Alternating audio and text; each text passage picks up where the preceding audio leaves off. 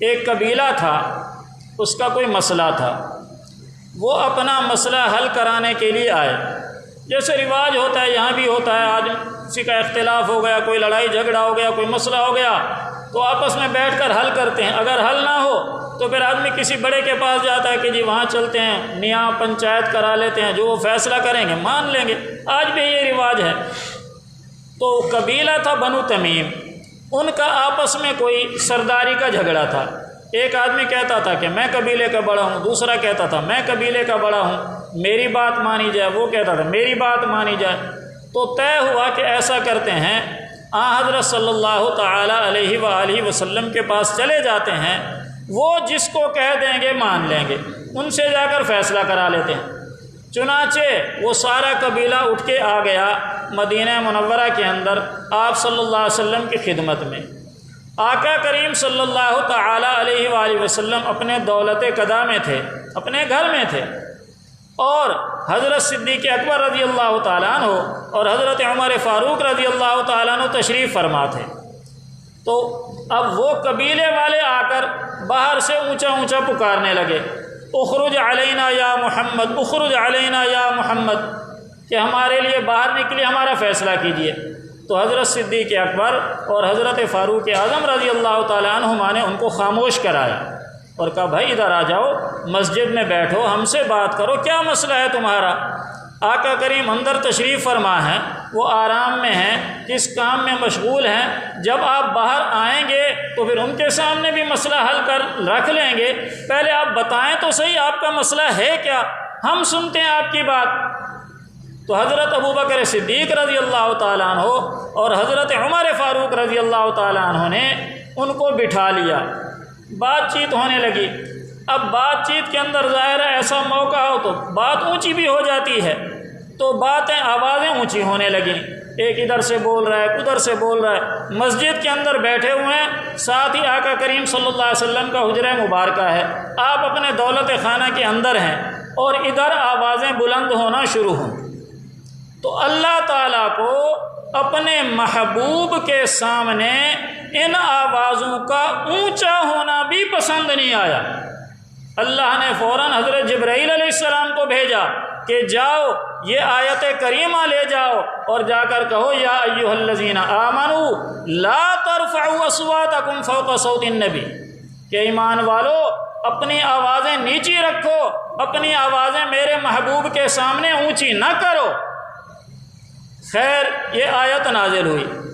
اب حضرات صحابہ کرام میں ایک انصاری صحابی تھے، حضرت ثابت بن قیس بن شماس خزرجی انصاری ان کا نام ہے۔ یہ انصار کے خطیب تھے۔ خطیب کس کو کہا جاتا ہے؟ خطیب کہا جاتا تھا کہ جب بھی کوئی معاملہ ہو، کہیں دشمن کے سامنے جانا ہو، کہیں کا وفد بھیجنا ہو، تو پہلے عوام کو تیار کیا جاتا تھا، تو اس میں ایک آدمی تقریر کرتا تھا اور یہ ہر قوم قبیلے کے اندر ہوتا تھا، تو اس کو خطیب کہتے تھے، جو لوگوں کو تیار کرے، ترغیب دے، بیان کرے۔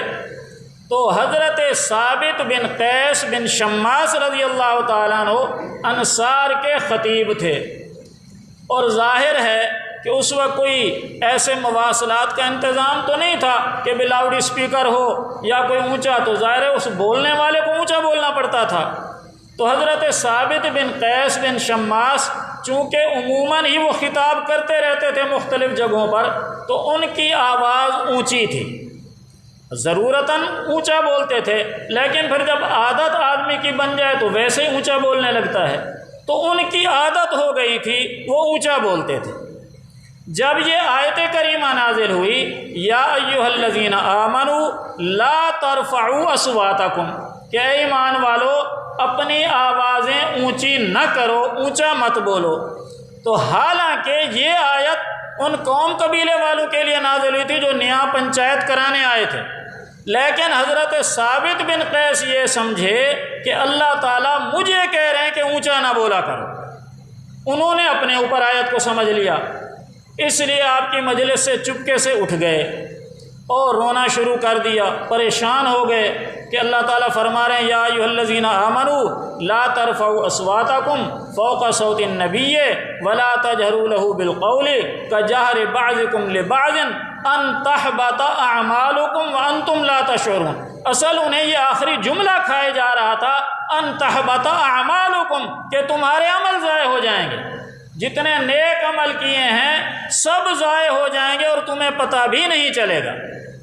اب وہ پریشان، راستے گھر نہیں پہنچے، اتنا پریشان ہوئے کہ راستے میں ہی بیٹھ گئے، چلا ہی نہیں جا رہا تھا، رو رہے ہیں خوب۔ اور ایک صحابی قریب سے گزرے، حضرت عاصم بن عدی رضی اللہ تعالیٰ عنہ، کہنے لگے کیا بات ہے، کیا پریشانی ہے، کیا مسئلہ ہے؟ تو حضرت ثابت نے کہا یار ایسے ایسے میں آپ صلی اللہ علیہ وسلم کی مجلس میں تھا، اللہ تعالیٰ نے یہ آیت کریمہ اتاری ہے لا ترفعوا اصواتکم، کہ اپنی آوازیں اونچی نہ کرو، اور تمہیں تو پتہ ہے کہ میں سب سے زیادہ اونچا بولتا ہوں، اس کا تو تمہیں بھی علم ہے۔ تو اللہ فرما رہے ہیں کہ اونچا نہ بولو، جو اونچا بولے گا اس کے عمل ضائع ہو جائیں گے، میں تو جہنمی ہوں نعوذ باللہ، میں تو اہل نار میں سے ہوں، میرے تو عمل ضائع ہو گئے، اس لیے پریشان ہوں۔ خیر حضرت عاصم چلے گئے جہاں جا رہے تھے، تو یہ اپنے گھر گئے، گھر جا کر اپنی بیوی سے کہا کہ وہ جس سے ہم گھوڑا باندھتے ہیں نا، جس رسے سے، وہ لے آؤ۔ اب وہ بیوی لے آئی رسہ، کہا کہ میرے ہاتھ پیچھے باندھ دو اور میرے پاؤں میں یہ رسہ باندھ دو، اور جس کھونٹے سے ہم گھوڑے کو باندھتے ہیں اس کھونٹے سے مجھے باندھ دو، اس قلعے سے، نہ تو میرے پیچھے ہاتھ کھولنے ہیں نہ ہی مجھے کھولنا ہے، میں موت تک یہیں پڑا رہوں گا، روتا رہوں گا، توبہ استغفار کرتا رہوں گا۔ اللہ نے یہ آیت کریمہ نازل کر دی۔ ایسا یعنی دل کے اندر پریشانی۔ تو ادھر حضرت صلی اللہ علیہ وسلم نے دوسرے دن دیکھا کہ ثابت نظر نہیں آ رہے، تو آپ نے صحابہ سے پوچھا کیا بات ہے بھئی، ثابت نظر نہیں آ رہے؟ تو حضرت سعد بن معاذ رضی اللہ تعالیٰ عنہ انصاری صحابی ہیں، وہ کھڑے ہو گئے، کہنے لگے یا رسول اللہ، میرے ہمسائے ہیں، میرے قریب رہتے ہیں، ان کے گھر میں کوئی ایسی بات تو میں نے نہیں دیکھی کہ بھئی کوئی تکلیف ہے، بیماری ہے، کوئی پریشانی ہے، یا کوئی مہمان گھر میں آئے ہوں، ایسی ویسی تو کوئی بات محسوس نہیں ہوتی، اگر آپ فرمائیں تو میں پتہ کر کے آ جاؤں۔ تو آپ صلی اللہ علیہ وسلم نے فرمایا کہ ہاں ان کا پتہ کرو، انہیں کیا ہوا۔ تو حضرت سعد بن معاذ گئے اور جا کر گھر میں پتہ کیا، دیکھا وہ تو کھونٹے سے بندھے ہوئے ہیں۔ کہنے لگے کیا بات ہے بھئی، اتنی پریشانی کیوں؟ تو انہوں نے پوری بات بتا دی کہ دیکھو ایسے ایسے آیت کریمہ نازل ہوئی ہے، اور تمہیں بھی پتہ ہے، اور یہ بھی تم جانتے ہو کہ میں اونچا بولتا ہوں، تو میرے تو عمل ضائع ہو گئے۔ یہ کس کی سوچ ہے؟ صحابی کی سوچ ہے کہ میرے عمل ضائع ہو گئے، جن سے اللہ راضی ہے، اور اللہ نے فرما دیا کہ میں ان سے راضی ہوں۔ آج ہم آپ کے کسی کے دل میں آتی ہے کوئی ایسی بات کہ میری فلاں حرکت سے، فلاں بات سے، فلاں قول سے میرا عمل ضائع ہو جائے گا؟ بالکل نہیں آتی ذہن میں۔ خیر انہوں نے پوری بات سن لی اور آقا کریم صلی اللہ علیہ وسلم کی خدمت میں گئے، حضرت سعد کہ جی ایسے ایسے ہے، وہ تو یہ کہہ رہے ہیں۔ حضرت صلی اللہ علیہ وسلم مسکرا پڑے اور فرمایا کہ جلدی جاؤ انہیں لے کے آؤ، یہ آیت ان کے بارے میں نہیں اتری، یہ تو اس قوم قبیلے والوں کے بارے میں نازل ہوئی ہے جو آ کر یہاں اونچا اونچا بول رہے تھے، جو نیا پنچایت کرانے آئے تھے، یہ تو اہل جنت میں سے ہیں، اہل نار میں سے نہیں ہیں، انہیں جا کر خوشخبری دو۔ چنانچہ وہ حضرت سعد گئے اور جا کر انہیں خوشخبری دی، اور پھر ان کو آپ صلی اللہ علیہ وسلم کی مجلس میں لے آئے۔